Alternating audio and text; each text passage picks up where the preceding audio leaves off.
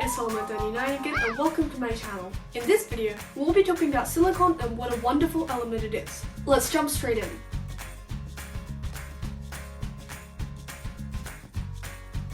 Our modern world is synonymous with one element, silicon. It's one of the most useful materials in the world, being used for almost everything from pottery to high-end computers that are used in scientific research. We even use it in medicine to help with a number of ailments ranging from Alzheimer's to improving hair and nail strength. But why do we use silicon so much in our lives and how does silicon function? Let's find out.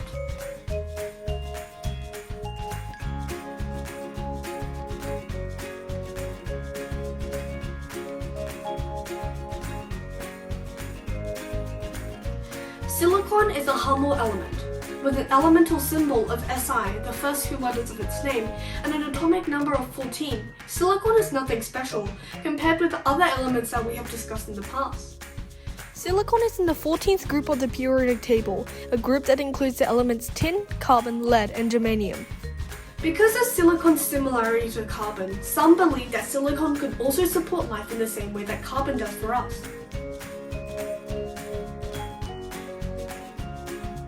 Because carbon needs 4 electrons to complete its outer shell, it can't afford to be like oxygen, aggressive and picky, and instead bond with nearly every atom it sees, as long as the bonds are stable. Carbon would quite often bond with itself, forming long chains called polymers.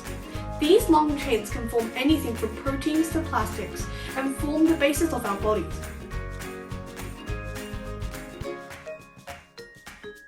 Many of the so-called organic molecules are called so not because they come from a living organism, but because they are primarily composed of carbon.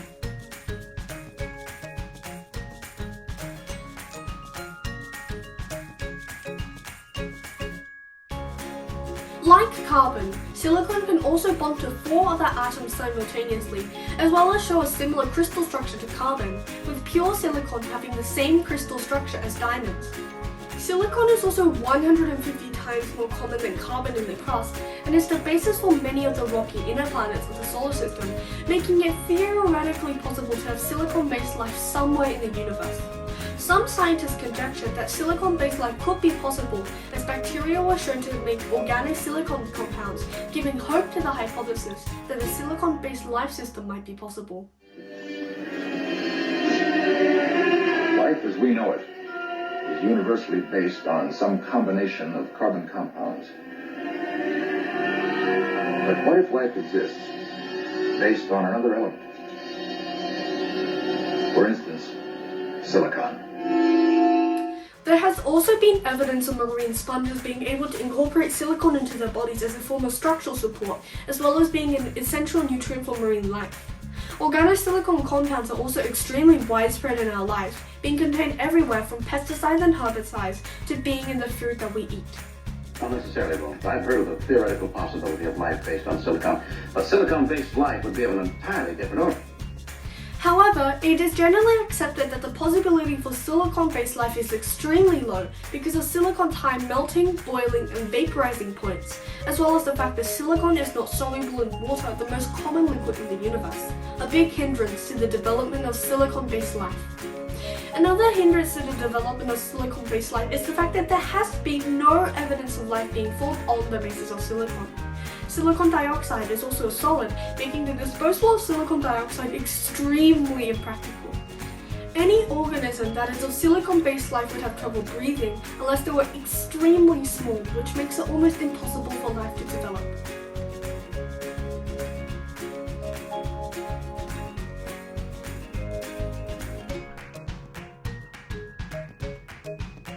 But it is entirely possible that though the life we see today is entirely comprised of carbon-based life forms, silicon may have indirectly helped kickstart life by allowing the organophosphate molecules to start bonding together, forming RNA and eventually DNA, allowing life to flourish in the oceans.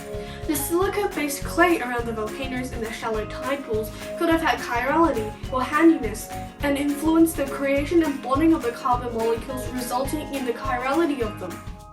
Silicon's atomic number places it as a metalloid, not yet a non-metal, but at the same time not exactly metallic either.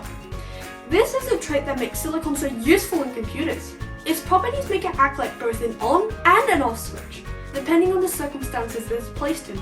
Another property of silicon is its strong bonds to oxygen, another common element, making it the most common compound in the Earth's crust. As a result, many of the minerals we see in our everyday lives contain some form of silicon. This resulted in pure silicon being purified later by the Swiss chemist Jöns Jacob Berzelius.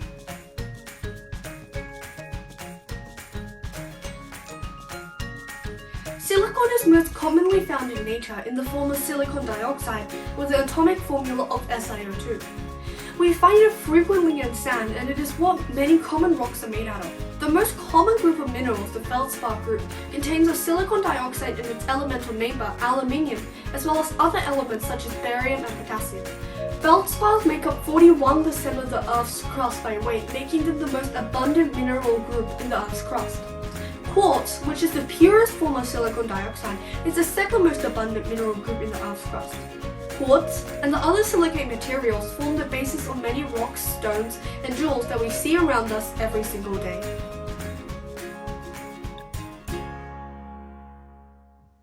Before we talk about some of the more common known uses of silicon, such as glass making and transistors, let's talk about something different: aerogels.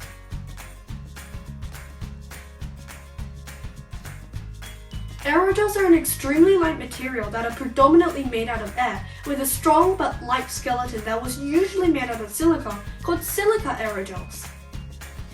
The fundamental idea behind aerogel came from Samuel Chrysler, a chemical engineer who was, then, a student at Stanford University, where he was challenged to remove all the liquids inside the jelly without damaging it, only leaving behind the skeleton that had trapped the liquid inside. The result was aerogel, a jelly that, instead of water, was filled with air. Chrysler published his results in the journal Nature and left it to pursue other projects while still studying at Stanford.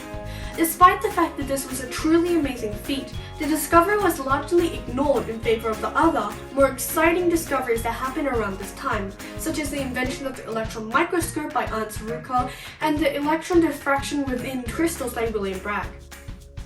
However, despite the relatively low press generated about this discovery, Chrysler did not give up.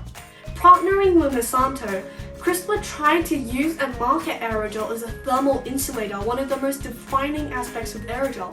Called Santo Gel, the company and Chrysler had high hopes for this product. Even though aerogel was a fabulous insulator, the time was not right for it, as energy was getting cheaper and the problem of global warming was not detected yet. After that, Monsanto used it in many curious ways as an ingredient in paint to subdue the bright shine of many pigments and inks and give them a more matte finish.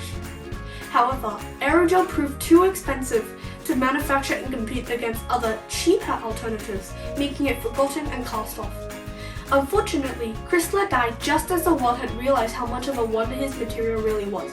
Shortly after his death, on November 6, 1975, French scientists discovered a less time-consuming method for making aerogel. From there on, it was a world dominated by aerogel, the material that Chrysler had discovered 40 years prior. Aerogel was used in CERN's experiment as part of research concerning Cherenkov radiation, a form of electromagnetic radiation. NASA also used the aerogel on their spacecraft Stardust to collect this dust left behind of the comet's trail, called the coma, and dust from the solar wind, allowing scientists to study space dust for the first time without contamination from Earth. Aerogels can be made in a number of different ways, and although there are many recipes for aerogel, there seems to be no set and defined best method that works for everybody. There are a number of different variations on one recipe, all changing one small aspect. However, the general process for making silica aerogels is simple. First making an alcohol-based gel, then drying it.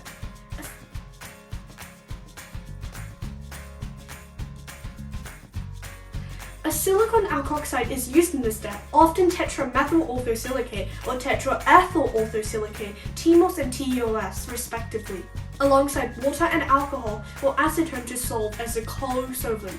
The TMOS or TEOS, on contact with the water, would start forming silica nanoparticles, forming a suspension of them. As the reaction progresses, the silica nanoparticles stop gathering mass, but instead start forming a gel, trapping some of the solvent inside of its gel structure. This results in the solution thickening and eventually hardening. This is a stage where the wet aerogel will be put into a mold. After the gel hardens, they are put into the solvent that was originally used in the gel making process at the start. This means that the water originally contained in the gels would have slowly evaporated and been replaced by the solvent.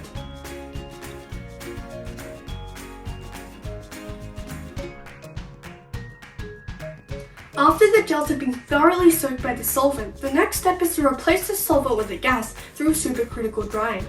Because of an effect known as capillary action, where a liquid is attracted to the walls of a tube, which causes the aerogels to crack and shrink no matter how fast the process is. To do this, it requires a special step where the gas is cooled to a degree where it is kind of in the middle of being a liquid and a gas, called the supercritical point. From there on, the liquid gas in the gel can slowly revert back to the gas and leave the aerogel without damaging it. Now, aerogels have become a big industry for researchers. Many types of aerogels have been made. Some aerogels have been developed with absorptive properties, making it possible to use them in toxic waste containment. Other aerogels have been made with a bend factor in them. Called X aerogels, they are made when wet silica aerosols are dipped in a solution of isocyanates, which cross-link with the silica aerogel, making a flexible and opaque aerogel. There is also the possibility that aerogel could become a part of clothing, as its extreme lightness and heat insulating properties could make it a possible future material for sleeping bags and thermal jackets.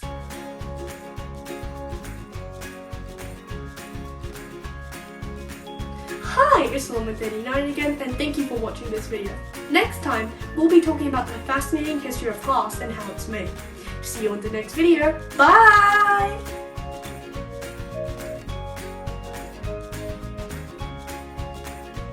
Oh yeah, and I forgot, don't forget to like and subscribe to my channel. Bye!